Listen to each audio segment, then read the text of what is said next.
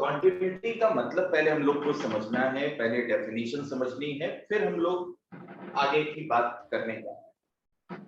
जैसे class 11th में हम लोग ने चैप्टर पढ़ा है लिमिट। किसी भी फंक्शन का लिमिट किन किन कंडीशंस में और कैसे कैसे हम लोग इवेलुएट करते हैं, ये हम लोग अच्छे से जानते हैं, सीख चुके हैं। अब उसी को थोड़ा सा आगे बढ़ाते हैं तो अगला चैप्टर आता है कॉन्टिन्यूटी। तो कॉन्टिन्यूटी को समझ लेते हैं। देखो पहले डेफिनेशन, अ फंक्शन, आराम से समझेंगे, y इक्वल टू fx, है ना, कोई भी x का function is said to be continuous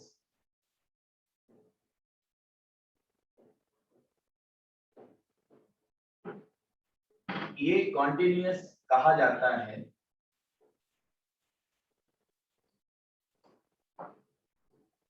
is said to be continuous at x equal to a, है ना, कोई भी एक पॉइंट है x इक्वल टू a और उस पॉइंट पर हम function y equal to fx की कॉन्टिन्यूटी की बात करने जा रहे हैं। तो इसका मतलब क्या हुआ, एक ऐसा फंक्शन जिसको हम x इक्वल टू a पर कंटिन्यूअस बोल रहे हैं, तो ऐसा तभी होता है इफ एंड ओनली लिमिट, अब ध्यान से सुनिएगा, मैंने आपसे कहा था लिमिट वाला पार्ट आप रिवाइज कर लें। Limit of fx when x tends to a is equal to value of function at x equal to a। अभी इसको समझेंगे, है ना, लेकिन अगर आप रिवाइज करेंगे तो अच्छे ढंग से ये चीजें समझ में आएंगी। देखो भाई, कॉन्टिन्यूटी की बात जहां तक है तो ये पूरी बात है। कॉन्टिन्यूटी की डेफिनेशन जो हम लोग को यूज करनी है वो ये है कि किसी भी फंक्शन की x टेंडिंग टू a पर जो लिमिटिंग वैल्यू है वो उस फंक्शन का x इक्वल टू a पर वैल्यू के बराबर हो जाए। अब इसको और क्लियर करें, जब हम किसी भी फंक्शन की x इक्वल टू a पर लिमिट की बात करते हैं तो इसमें दो चीजें छुपी हैं। कौन सी दो चीजें छुपी हैं? राइट हैंड लिमिट और लेफ्ट हैंड लिमिट। भाई x जो है वो a पर अप्रोच कर रहा है, तो किसी भी पॉइंट पर अप्रोच करने के दो तरीके पॉसिबल हैं। जैसे ये x इक्वल टू a है, ठीक, और हम दो तरह से x इक्वल टू a पर पहुंच सकते हैं। एक लेफ्ट साइड से, ठीक है, देखो ये क्या लिखा है, ये ऐसा नहीं लिखा है मैंने कि x की वैल्यू a हो गई है, मैंने कहा कि x जो है वो a की तरफ अप्रोच कर रहा है। तो हो सकता है लेफ्ट हैंड साइड से x इक्वल टू a पर अप्रोच करे, ठीक है, a पर पहुंचे नहीं, बस थोड़ा सा पीछे रह गए हैं, और वो थोड़ा सा कितना है, इसी में पूरा लिमिट का चैप्टर आपने खत्म किया है।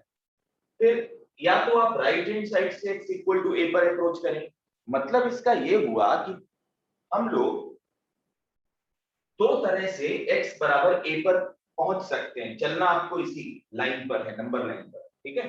तो लेफ्ट हैंड लिमिट और राइट हैंड लिमिट, दो तरह की लिमिट जब फाइनाइट आती है तो आप बोलते हो कि किसी भी point x equal to a पर फंक्शन का लिमिट एग्जिस्ट कर रहा है, ठीक है। ये ध्यान से सुनिएगा सारी बात। तो इसमें दो चीजें छुपी हुई थी। कौन सी दो बातें छुपी हुई थी? इसमें छुपा था limit of fx when x approaches a, लेकिन a से छोटा रह गया, यानी ये वैल्यू क्या है, लेफ्ट हैंड लिमिट है इस पॉइंट पर x इक्वल टू a पर। This is equal to limit fx x tending to a, but now this is a plus.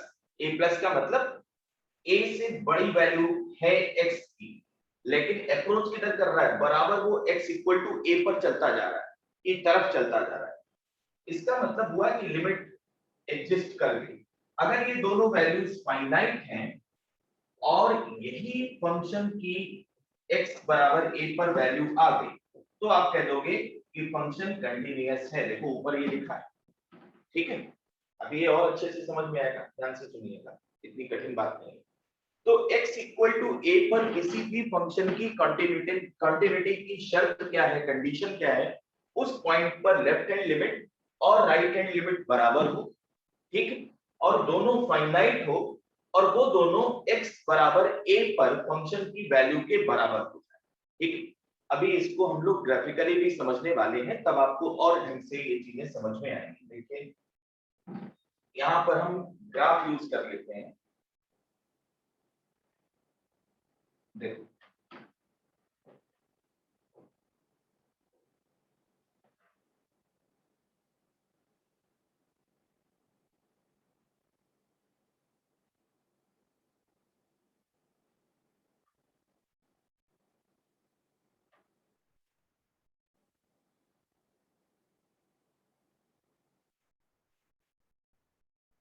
ध्यान से समझें,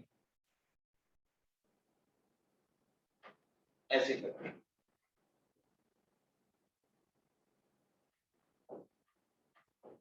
देखिएगा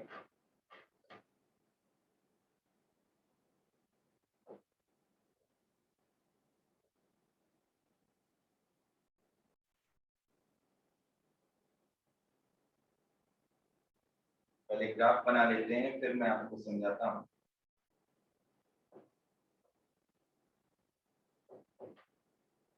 देखो किसी भी function y equal to fx का ये ग्राफ है, कोई भी जनरल फंक्शन है, ठीक है, पर्टिकुलर फंक्शन नहीं है, कोई भी फंक्शन का ग्राफ मान लो हमने इस तरह से बना रखा है, ठीक। अब दो बातें हैं, यहां पर दो चीजें, let this is x equal to a, ये जो पॉइंट है वो है x बराबर a, ये वाला पॉइंट है x बराबर b, और तीसरा पॉइंट है x बराबर c। आप मुझे बताएंगे कि x बराबर a पर क्या लेफ्ट हैंड लिमिट एग्जिस्ट कर रही है, क्या लेफ्ट हैंड वैल्यू एक फाइनाइट नंबर को अप्रोच करती है।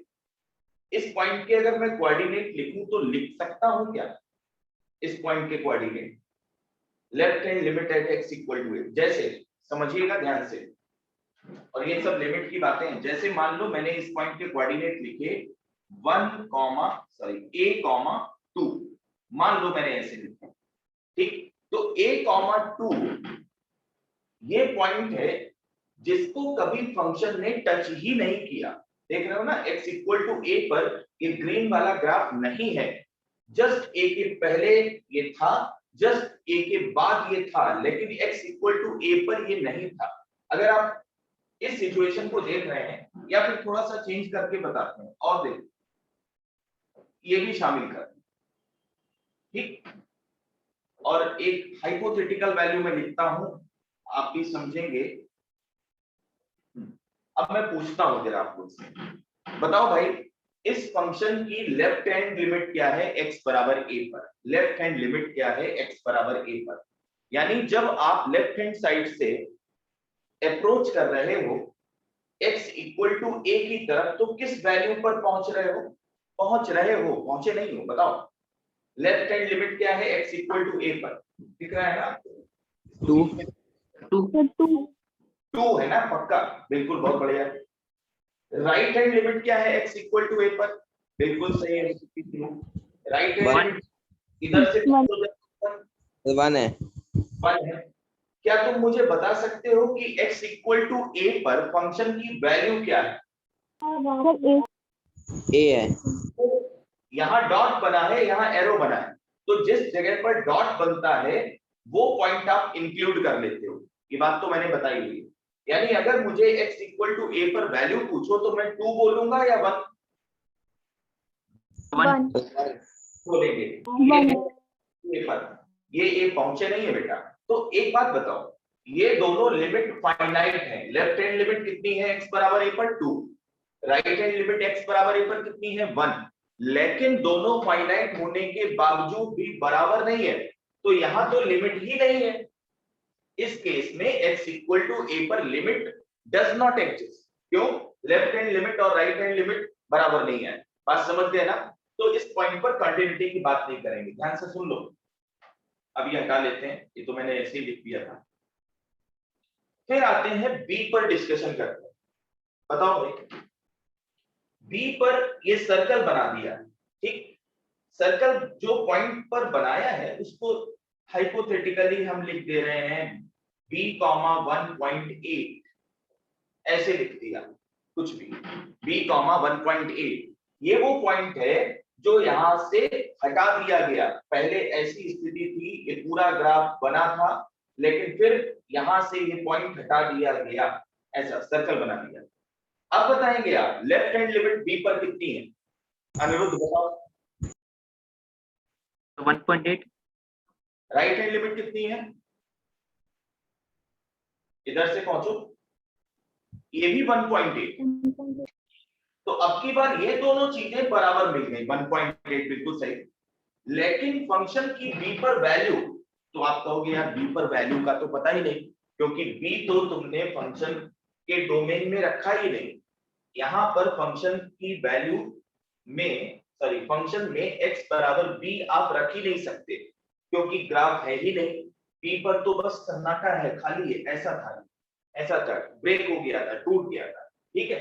तो b पर कोई वैल्यू यहां नहीं थी। तो अब की बार ये दोनों तो बराबर हो गए, लेकिन फंक्शन की b पर वैल्यू ही नहीं है। इसका मतलब ये भी डिसकंटिन्यूटी का केस है। बात समझ में आ रही कि नहीं? Yes, sir.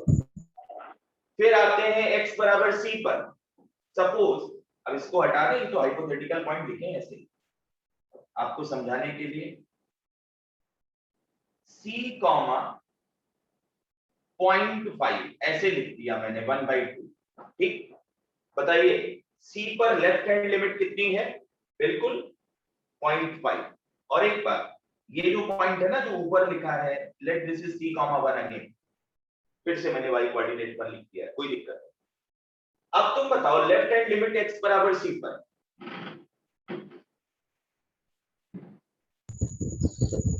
So C पे 1 होगी। नहीं नहीं, लेफ्ट हैंड लिमिट यहां से देखो, लेफ्ट हैंड लिमिट तो 0.5 होगी। सही है, बिल्कुल सही है। 0.5। राइट हैंड लिमिट बताओ। वो भी 0.5 होगी। वो भी 0.5। तो एक बार फिर से हम लोग देख रहे हैं कि भाई x इक्वल टू सी पर, अपूर्वा समझ में आ रहा है ना, x इक्वल टू सी पर left hand right hand limit बराबर है। फंक्शन की वैल्यू कितनी है x बराबर c पर? 1।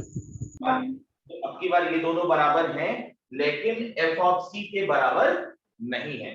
तो आपको डिसकंटिन्यूटी के तीनों केसेस मैंने एक ही बार में समझाने की कोशिश करी है, और अब देखते हैं कि तुम्हें कितना समझ में आया है। डिसकंटिन्यूटी 3 कारणों से हो सकती है, यहाँ तीनों लिखे गए हैं। डिसकंटिन्यूटी के 3 कारण हो सकते हैं।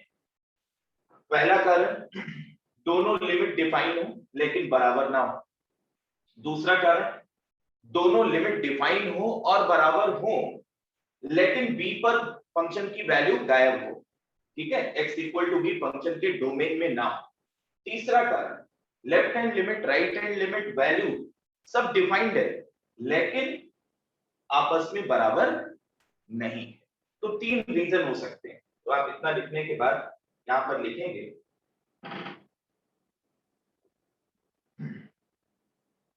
Reasons for discontinuity.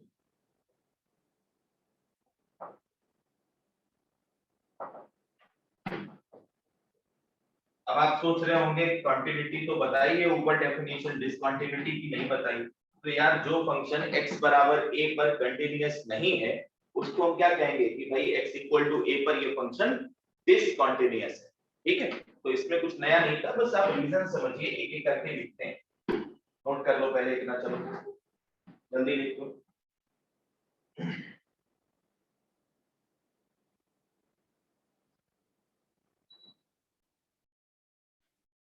फटाफट लिखिए। देखो भाई, पहला रीजन क्या है? पहला रीजन पॉइंट ए के कारण जो बना था वो लिखने जा रहे हैं। आप बताओ समझ में आया कि नहीं?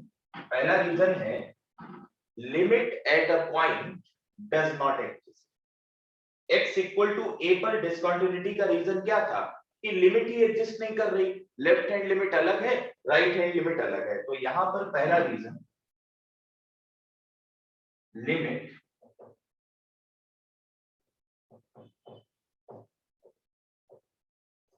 डज नॉट एग्जिस्ट, पूरा लिख लो, पूरी बात लिखिएगा।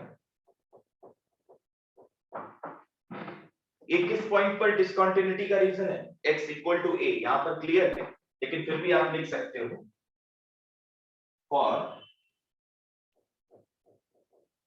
discontinuity at x equal to a. For discontinuity at x equal to a, this is the reason. समझ लीजिए ध्यान से, ठीक। अब बताओ b पर डिसकंटिन्यूटी का कारण क्या है? At x equal to b, function is discontinuous. देख रहे हो? Function is discontinuous because x equal to b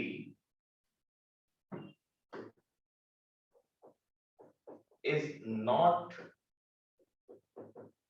in domain. Domain का मतलब यहाँ पर हमने x को b रखा ही नहीं है, रखा ही नहीं जा सकता, because x equal to b is not in domain of y बराबर fx। देखो इतना आसान, एक ही ग्राफ में आप सारी चीजें समझ गए। और तीसरा कारण क्या हो सकता है? तीसरा रीजन ये है कि limit x equal to c पर एग्जिस्ट कर रहा है, but not equal to f of c। तो ये तीनों रीजन हैं जिनको मैंने अलग से ग्राफ में आपको इजीली समझाने की कोशिश की है। आपको समझ में आया? और डिसकंटिन्यूटी का कोई मतलब नहीं है जहां पर ग्राफ में ब्रेक आ जाए। जैसे मैंने यहां से ग्राफ बनाना शुरू किया, फिर मैंने एक जंप लिया, ठीक है, मैंने पेन के टिप को बोर्ड से ऊपर उठाया है, प्लेन से ऊपर उठाया है ग्राफ को कंप्लीट करने के लिए। तो जंप कहां पर मारा? x इक्वल टू a पर। फिर दूसरा जंप कहां पर मारा? x इक्वल टू b पर। और तीसरा जंप यहां से पहले ऊपर फिर नीचे c पर। तो जब भी आपको ग्राफ बनाने के लिए जंप लेना पड़े तो आप समझोगे कि ग्राफ ब्रेक हो गया, यानी कंटिन्यूटी वहां पर खत्म हुई है, ठीक है। तो ध्यान से सुन लीजिएगा, समझ लीजिएगा। अच्छा बताओ, अगर इस पॉइंट को यहां शामिल कर लिया जाए तो बताओ b को आप स्मूथली क्रॉस कर जाएंगे ना ग्राफ बनाते हुए, तो b पर फंक्शन कैसा हो जाएगा? कंटिन्यूअस हो जाएगा। नोट कर लीजिए, अभी ये डिसकंटिन्यूअस है क्योंकि हम पढ़ रहे थे रीजंस फॉर डिसकंटिन्यूटी। नोट करो जल्दी।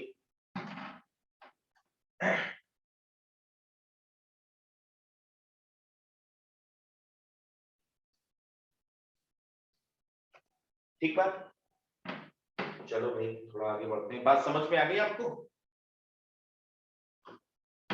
अच्छा, कैसे तय करते हैं कि कोई फंक्शन किसी पॉइंट पर कंटिन्यूअस या डिसकंटिन्यूअस हो सकता है? कुछ है आपके पास ऐसा जिससे कि आप अंदाजा लगाते हो, समझते हो? बताओ कैसे तय करते हैं कि फंक्शन डिसकंटिन्यूअस या कंटिन्यूअस होगा, हमें चेक करना चाहिए? क्या क्या टूल होते हैं बताइए, किसी को मालूम हो? ग्राफ एनालिसिस करके। ग्राफ से भी देखते हैं और डाउटफुल पॉइंट को देखते हैं। अब वो डाउटफुल पॉइंट कैसे देखे जाते हैं ये अभी हम लोग बात करते हैं, ध्यान से सुनना चाहिए। पहले तो कुछ चीजें आपको जान लेनी चाहिए। कौन सी? ऑल पॉलिनोमियल्स, ध्यान से सुनिएगा। पॉलिनोमियल्स क्या होते हैं ये हम अच्छे से जान चुके हैं। ट्रिग्नोमेट्रिक फंक्शंस,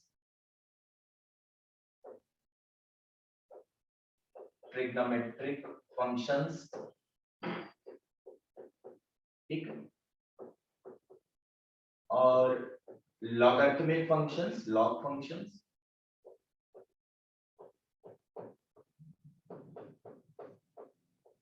एक्सपोनेंशियल फंक्शंस, ठीक। यहां पर मैंने लिखा है कि सारे trigonometric functions, logarithmic functions, exponential functions और polynomials are continuous in their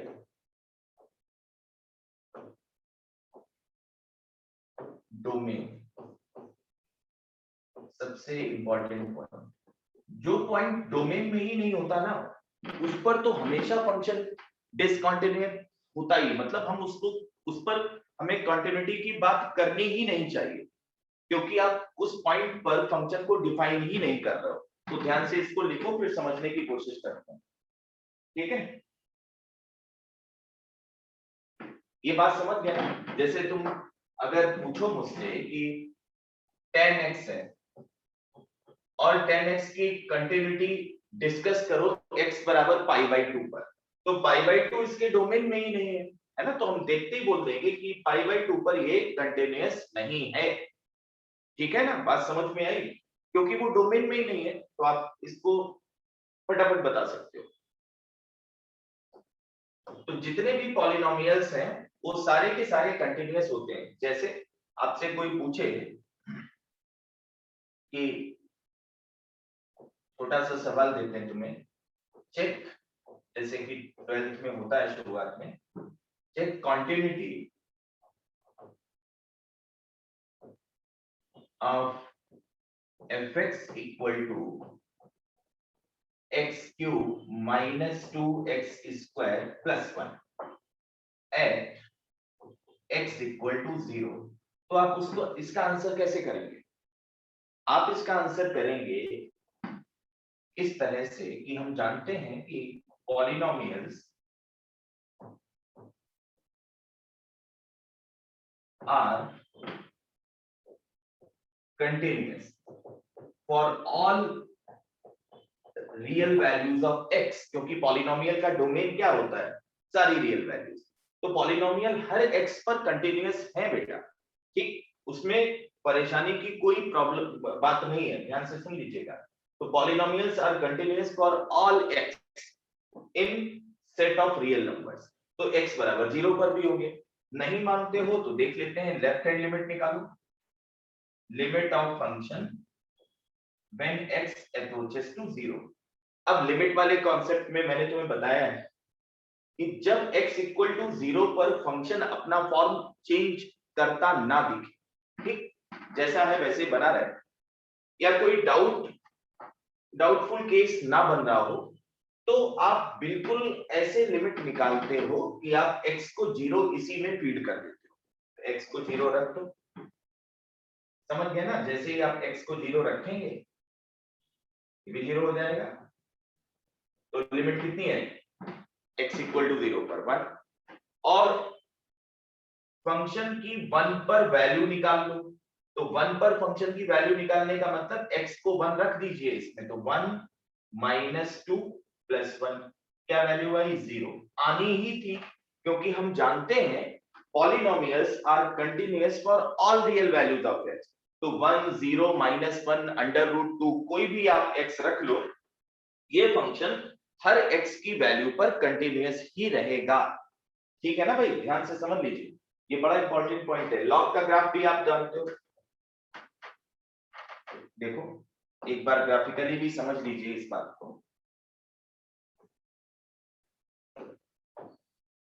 जैसे log x का ये ग्राफ, बेस को मैं 1 से बड़ी वैल्यू यहां पर देकर बात कर रहा हूं, तो log का जो डोमेन होता है वो पॉजिटिव वैल्यूज होती हैं, पॉजिटिव रियल नंबर होते हैं, ठीक, ये बात भी हम जानते हैं। तो आप देखिएगा कि ग्राफ को बनाने में, ग्राफ को ड्रॉ करने में पेन के टिप को उठाना नहीं पड़ा, बोर्ड से ऊपर नहीं ले गए, ठीक, बोर्ड पर रखे रखे हम लोग ये ग्राफ प्लॉट कर सकते हैं, और आपको दिख रहा है कि this is continuous for all x। अब तुम मुझसे पूछो कि x बराबर -1 पर क्या कंटिन्यूअस होगा कि नहीं होगा, तो मैं कहूंगा कि आपका सवाल ही घटिया है, बेकार है। क्यों? क्योंकि -1 पर जब फंक्शन है ही नहीं, तो वहां पर तो कंटिन्यूटी का प्रश्न ही नहीं।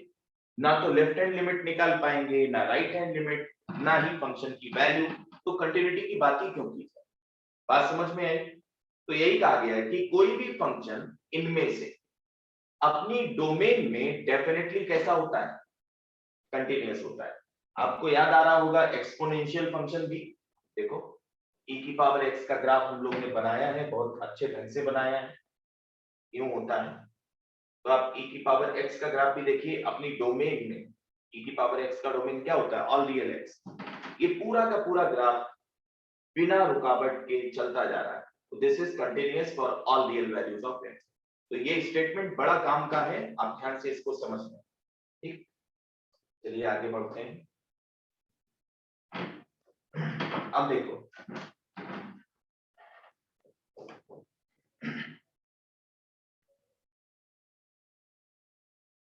कॉन्टिन्यूटी, तो अभी ये बहुत बेसिक्स हैं of a function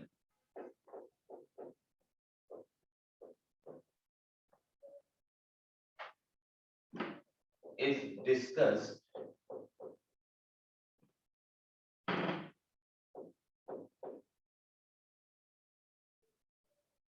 at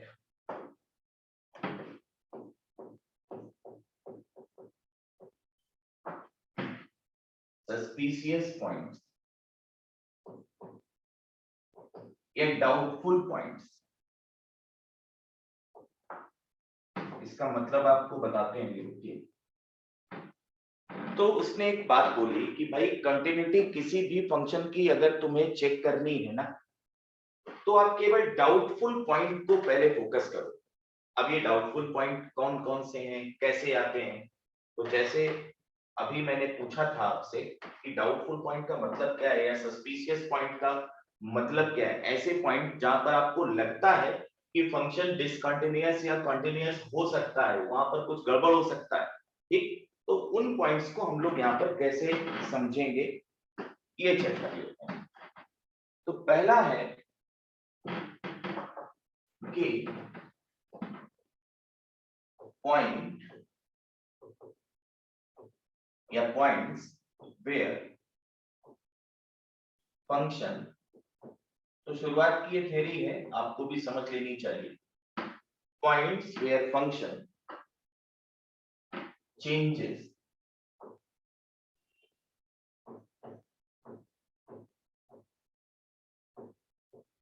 its form या नेचर, ठीक? नेचर का मतलब तो ये है कि जैसे किसी पॉइंट के लेफ्ट हैंड साइड आपको जो फंक्शन का फॉर्म दिया गया है वो मान लो ट्रिग्नोमेट्रिक फंक्शन है, और राइट हैंड साइड में जो फॉर्म दिया गया है वो अलजेब्रिक फंक्शन है। तो कुल मिलाकर किसी भी पॉइंट पर अगर फंक्शन अपने फॉर्म को या अपने नेचर को चेंज करता है, तो उस पॉइंट पर आप जरूर एक बार चेक कर ले फंक्शन की कंटिन्यूटी या डिसकंटिन्यूटी को। दूसरा, पॉइंट्स वेयर डिनोमिनेटर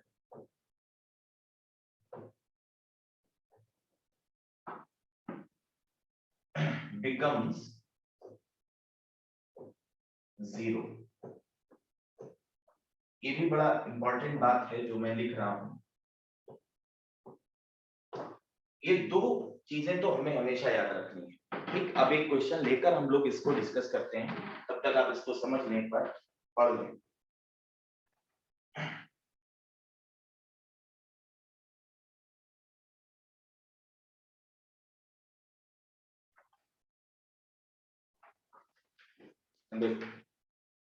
जैसे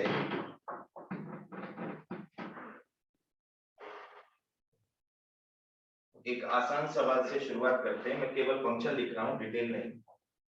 हमारे पास एक फंक्शन है जो अगर x 1 से छोटा है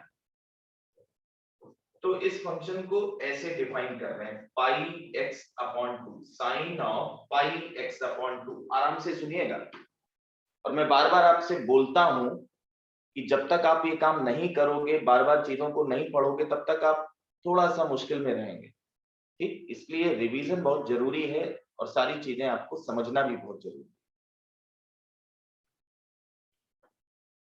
देखो sine of pi x by 2 किस पॉइंट पर ये बात हो रही है, तो आपको समझ में आया कौन सा पॉइंट है?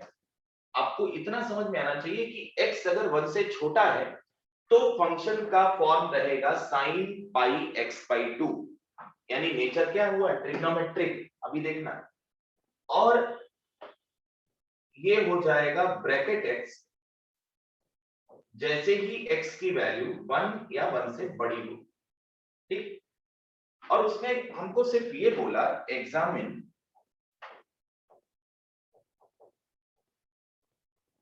Continuity at x equal to 1, ये बोल दिया। ठीक, क्योंकि आप जानते हो ना ये जो दूसरा फंक्शन है ये कहां पर डिसकंटिन्यूअस होता है बताओ? ये ब्रैकेट x किन पॉइंट्स पर डिसकंटिन्यूअस होता है? ग्रेटेस्ट इंटीजर फंक्शन है ये। ग्राफ बनाया था हम लोग ने, इसीलिए बनाया था बेटा। ग्राफ याद करके बताओ कौन कौन से पॉइंट पर अपनी वैल्यू को चेंज करेगा ये बेटा? आवाज नहीं आ रही आपको क्या?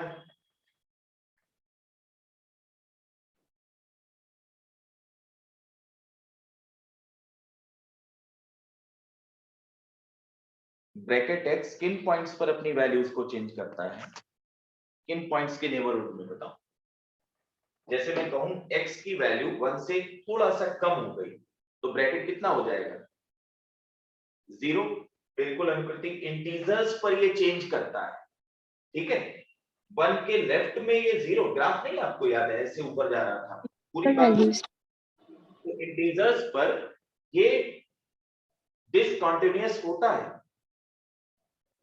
इसीलिए उसने सिर्फ x इक्वल टू 1 पर बात की है। अगर ऐसे पूछ देता कि कितने पॉइंट हैं यहां पर जिन पर ये फंक्शन fx डिसकंटिन्यूअस हो गया है, तो आपका आंसर होता इनफाइनाइट। और रीजन होता कि भाई ये जो ब्रैकेट है ना, ब्रैकेट x हर इंटीजर वैल्यू पर डिसकंटिन्यूअस होता है। आपको अगर ग्राफ याद हो मैं फटाफट बना सकता हूं, आप भी फटाफट देखिएगा। देखो इस तरह का ग्राफ था, डिटेल हम लोग कर चुके हैं। इस तरह का ग्राफ था, ये था 1, ये था 2, ये था 3। ठीक, तो आप देख रहे हो ना 1 से पहले फंक्शन की वैल्यू 0 और 1 के बाद फंक्शन की वैल्यू 1, जस्ट बात। 2 के पहले फंक्शन की वैल्यू 1 और 2 के बाद ये वैल्यू 2 है ना। तो हर इंटीजर पर ये डिसकंटिन्यूअस हो रहा था, इसीलिए उसने केवल एक पॉइंट पर कंटिन्यूटी की बात की है। तो कौन सा डाउटफुल पॉइंट है बताओ, सविस्ता बताओ, किस पॉइंट पर इस डेफिनेशन के अकॉर्डिंग हमें चेक करना चाहिए? हाँ अनुकृति 1 पर बोलो भाई, समझ में आया? 1 के पहले डेफिनेशन कुछ और है, 1 के बाद डेफिनेशन कुछ और है। शाबान, समझ में आ रही बात? Yes sir.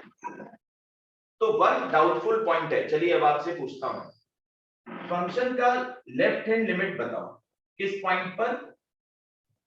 1 पर। तो मैं यहां पर क्या करूंगा, मैं ऐसे कहूंगा कि भाई हमें लिमिट निकालना है फंक्शन fx का, और x जा रहा है 1 की ओर, लेकिन अभी है 1 से छोटा। ठीक है, तो बताइए क्या किया है? 1 से छोटी वैल्यू है तो फंक्शन का कौन सा फॉर्म यूज करोगे, पहला वाला या दूसरा वाला? सर फर्स्ट पहला वन वाला यूज करोगे ना, 1 से छोटा। बिल्कुल बिल्कुल अनुमति। तो यहां पर हम डायरेक्ट x को 1 फीड कर दें। तो जैसे ही आप x को 1 फीड करोगे, मैं बार बार आपसे कह रहा हूं ये कनेक्टेड टॉपिक है, जैसा आपने क्लास 11th में या फाउंडेशन में पढ़ा था उसको आप रिकॉल करें। तो लेफ्ट हैंड लिमिट कितनी आई? 1 आई। राइट हैंड लिमिट की बात करनी है x बराबर 1 पर। तो 1 के राइट में फंक्शन का फॉर्म गवर्न हो रहा है इस डेफिनेशन से। 1 के जस्ट राइट में ये डेफिनेशन है। बताइए भाई क्या किया जाए। अब हम यहां पर ये लिखने वाले हैं, ध्यान से देखो समझो। आज इसीलिए थोड़ा आराम से पढ़ लीजिए ताकि आपको लिमिट रिवाइज करने का मौका मिले। यहाँ पर आपने जो वैल्यू रखी है वो 1 से थोड़ी सी बड़ी है। 1 प्लस का मतलब ये नहीं कि 10 तक पहुंचा दिए, 1.000001 ऐसा कुछ। तो इसका ब्रैकेट कितना आएगा अपूर्वा? अच्छा 1 आएगा, शाबाश, ठीक, बिल्कुल 1 आएगा। अच्छा फिर मुझे ये लिमिट तो 1 हो गई, क्योंकि left hand right hand limit दोनों बराबर है तो ये लिमिट एग्जिस्ट कर गई और ये किसके बराबर हो गई? 1 के बराबर। अब मुझे चाहिए फंक्शन की वैल्यू f ऑफ 1। बताओ किस डेफिनेशन में मैं x को 1 रखूं? जहां 1 शामिल है दूसरे सेकंड वाले में। सेकंड वाले में। तो इसको ध्यान से सुन लो, इसीलिए ये आराम आराम से आपको डिस्कस करके बता रहा हूं। 1 अब तीनों चीजें बराबर आ गई, यानी लेफ्ट हैंड लिमिट, फंक्शन की वैल्यू 1 पर और राइट हैंड लिमिट सब बराबर आ गई, तो फंक्शन कंटिन्यूअस हो गया। कंटिन्यूटी है यहां पर x बराबर 1 पर is the point of continuity, point of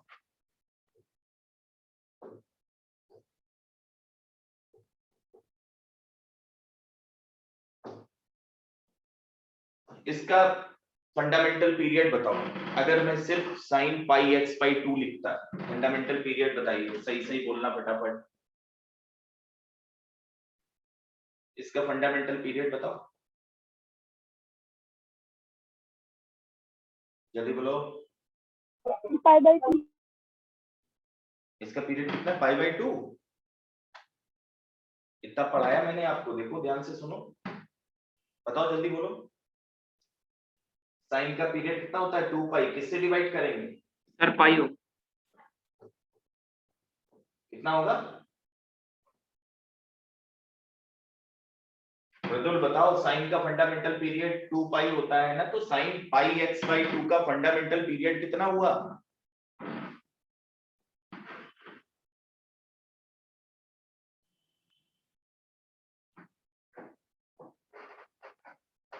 मैं बोलूं 2 1 2 3 4 क्या होगा इसका पीरियड बताओ? कैसे बताया था? हाँ 4 पाई नहीं होगा, केवल 4।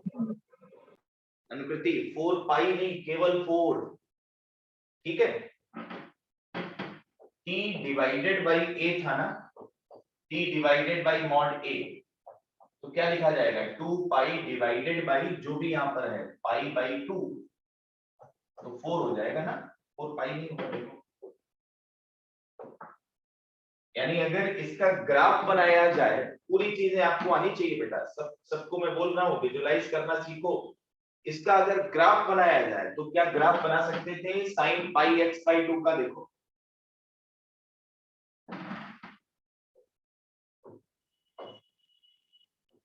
तो आज तुमको मैंने थोड़ा सा टाइम और दिया है ताकि आप रिवाइज करके आओ।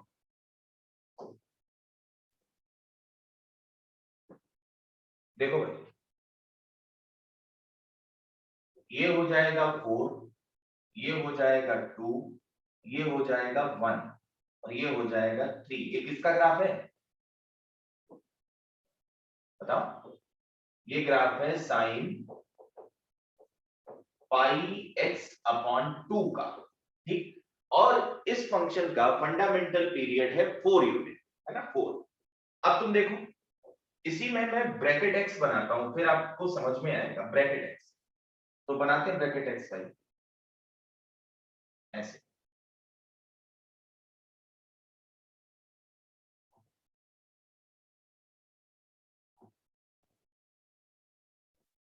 ऐसे जाएगा ना। ये 1 थी वैल्यू, ये 2 थी। अब जो फंक्शन हम लोग का है उसमें पता है क्या है? उसमें कुछ ये बात है, ध्यान से सुनिएगा और इधर देखिएगा। उसमें ये था जो फंक्शन हम लोग का था, ये ऐसा कुछ, ठीक। 1 के जस्ट पहले जो वैल्यू खत्म हुई थी, ये पॉइंट कौन सा था? ये पॉइंट था 1,1। उसी पॉइंट पर जो ब्रैकेट x था उसने वैल्यू ये एक्सेप्ट कर ली, पकड़ ली। तो हमको जो ग्राफ बनाया हमने 1 को क्रॉस करते टाइम पेन की टिप को बोर्ड से ऊपर उठाना नहीं पड़ा, ठीक है। बोर्ड के सरफेस पर रखते हुए आप 1 को क्रॉस कर सकते हैं, और अगर ऐसा कर सकते हैं तो 1 पर फंक्शन कंटिन्यूअस है। तो जो ऊपर दिया गया था उसका ग्राफ भी है तुम्हारे पास, और अपना जो ग्राफ है वो इन दोनों का कॉम्बिनेशन है। ये 1 से पहले साइन वाला और फिर उसके बाद ब्रैकेट एक्स। ठीक है, बात समझ में आ गई? नोट करिए जल्दी। कुछ पूछना है पूछ भी सकते हो।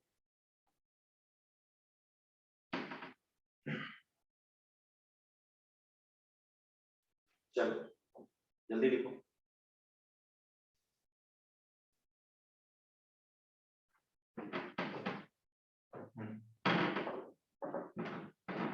अब की बार मैं एक फंक्शन लिख रहा हूं और ये आपके लिए sin 2x a sin x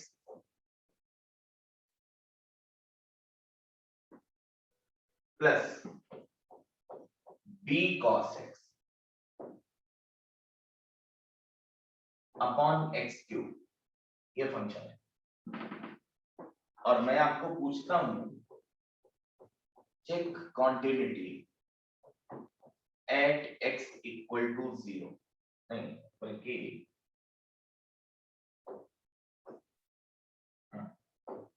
if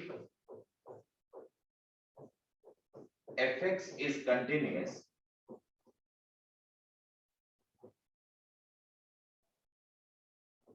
at x equal to 0 to find a and b। चलिए 2 मिनट का टाइम है, आप सब लोग इसको अटेम्प्ट करो, पहले फटाफट अटेम्प्ट करिए।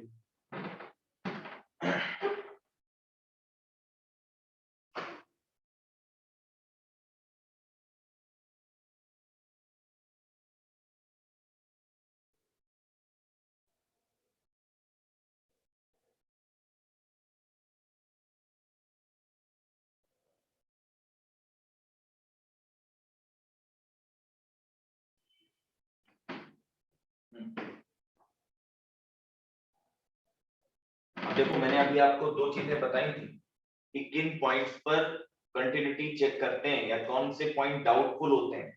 ऐसे पॉइंट जहां पर फंक्शन फॉर्म को चेंज करे, तो ये एक एग्जांपल था। और एक ऐसे पॉइंट की बात की थी जहां डिनोमिनेटर 0 हो जाए। तो ये जो एग्जांपल है ना अब तुम्हारे सामने, ये एक ऐसा एग्जांपल है जिसमें x बराबर 0 पर अगर हम डायरेक्ट वैल्यू फीड कर दें तो डिनोमिनेटर बिकम्स 0। तो ये भी डाउटफुल है। ऐसे नहीं बोलेंगे देखकर कि भाई कंटिन्यूअस नहीं है, मैं कह रहा हूं कि कंटिन्यूअस है। तो बताओ a और b की वैल्यू क्या रही होगी। चलिए फटाफट अटेम्प्ट करिए इसको।